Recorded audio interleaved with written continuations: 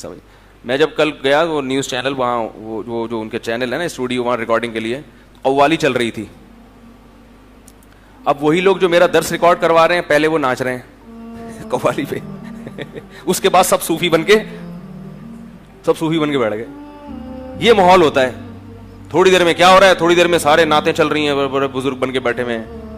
تو یہ عجیب سے میں تو دیکھ کے حیران ہو گیا. میں نے کہا یار, تو وہ جو ڈرائیور ہے نا وہ تو بڑی بڑی لوگوں کو لاتا لے جاتا رہا ہے. میں نے اس سے پوچھا یہ کیا ہے؟ کہہ رہے ہیں یہ رمضان میں سارے صوفی بن جاتے ہیں. ٹھیک ہے نا. کہہ رہے ابھی رمضان سے پہلے کیوں ان کا میوزیکل شو ختم ہوا ہے, جیسے ہی رمضان کے چاند کا اعلان ہوا سارے فنکاروں کو انہوں نے گھر بھیج دیا. اب سارے مولوی مولانا ٹائپ کے لوگ آ رہے ہیں.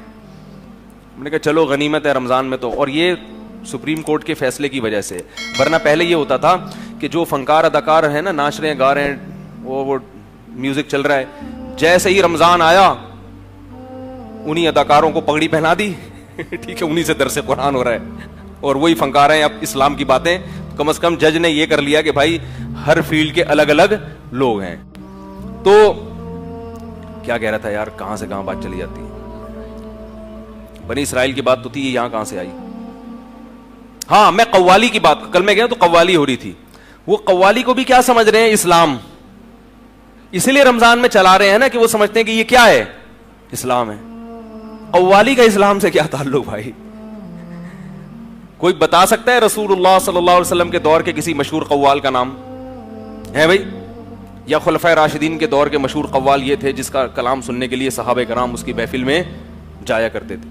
یہ قوالی بعد کی بدعت ہے, انٹرٹینمنٹ کا ایک ذریعہ ہے. موسیقی سننی ہے, سر ہلانے ہیں, تو لوگ کہتے ہیں گانے کے بجائے یہ سن لو. بات ایک ہی ہے, کان ادھر سے پکڑو یا ادھر سے پکڑو, الفاظ چینج کر دیے لیکن لک وہی ہے سارا. وہی بیٹھے ہوتے ہیں, گھوم رہے ہوتے ہیں, ناچ رہے ہوتے ہیں. تو یہ دین نہیں ہے میرے بھائی. دین کے نام پہ مذاق مت کرو. لوگ صبح سحری میں قوالیاں سن رہے ہوتے ہیں, کہہ رہے گانے سنیں گے تو گناہ ملے گا, قوالی سنو, وہ بھی گناہ ہی ملے گا. سمجھ رہے ہو؟ قرآن و حدیث کی روشنی میں سوال, کیا قوالی ساز کے ساتھ جائز ہے یا نہیں؟ امام احمد رضا نے تو ناجائز قرار دیا ہے, احکام شریعہ میں یہ بات درج ہے. آپ اس مسئلے کی وضاحت فرمائیں. دو چیزیں ہیں, ساز کے ساتھ جائز ہے کہ نہیں؟ ساز حاصل مصدر ہے ساختن کا. ساختن کا معنی بنانا. ساز حاصل مصدر ہے کس کا؟ ساختن کا. ساختن میں نے بنانا. پہلے ہے آواز, یہ جو میں نے ابھی ترنم سے گایا کہ اب چلے گا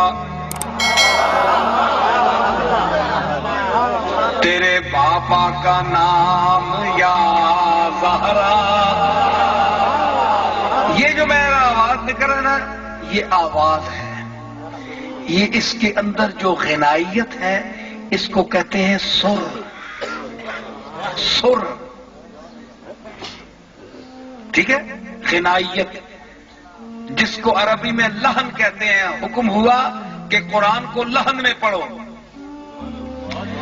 ایاک نعبد و ایاک نستعین اہدنا الصراط المستقیم صراط الذین انعمت علیہم غیر المغضوب علیہم ولا الضالین.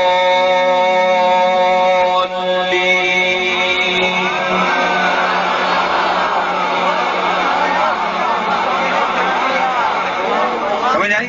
اس کو لحن کہتے ہیں. حضور فرمایا اس وچ پڑھو, جے نہ پڑھ سو تے پیچھے نماز پڑھنے والے نہیں آؤ لگے. غنائیت رکھو تاکہ لوگ کھڑے رہن تے ذوق پیدا ہوئے. حدیثاں میں فرمایا کہ قرآن لتھا بھی درد دے لہجے. حدیث ہے درد دے وچ لتھا چاہیے درد والے پڑھن تے درد نال پڑھن تے درد غنائیت جانا ہے. تے سب تو پہلے اگر اے من ہے, میرا جواب سنو, سب تو پہلے من ہے تے اللہ نے ہر بندے دے کاٹے دے اندر ساز کیوں فٹ کیتا ہے؟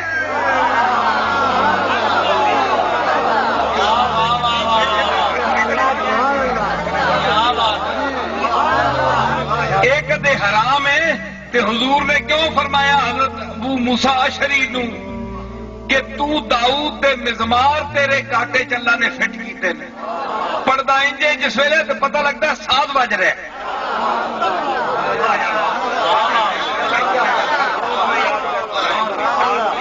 اگر یہ شرک ہے تے اللہ ہر بندے نو شرک دے کے بھیجیا ہے, مشرک بنا کے بھیجیا.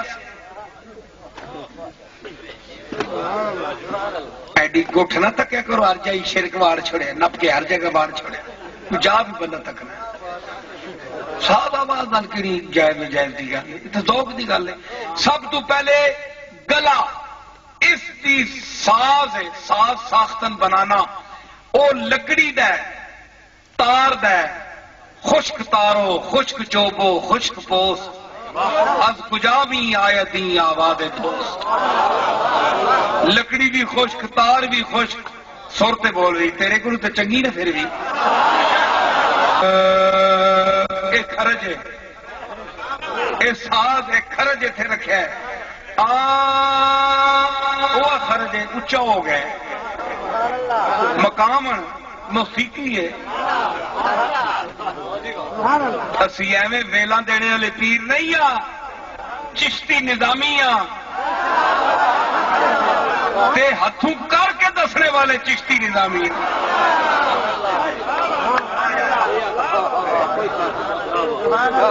امیر خسرو فرمایا آواز دے لہن دے متعلق کہ جس ویلے اللہ نے روح پائی نا آدم وچ تے روح کوٹھے کالا کوٹھا سی, اندر انیرا سی, روح وڑدی نہیں ہے.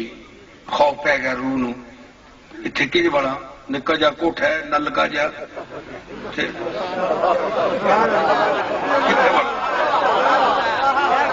اے گناہ کرے گا کٹی مانگی میں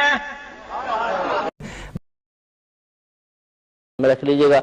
قوالی کے بارے میں بہن نے پوچھنا, قوالی سننا جائز ہے کہ نہیں؟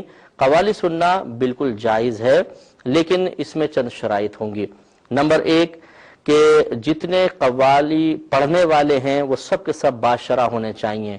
نمبر دو, کلام بالکل قرآن و حدیث کے موافق ہونا چاہیے, کوئی چیز اس میں خلاف شرع نہ ہو.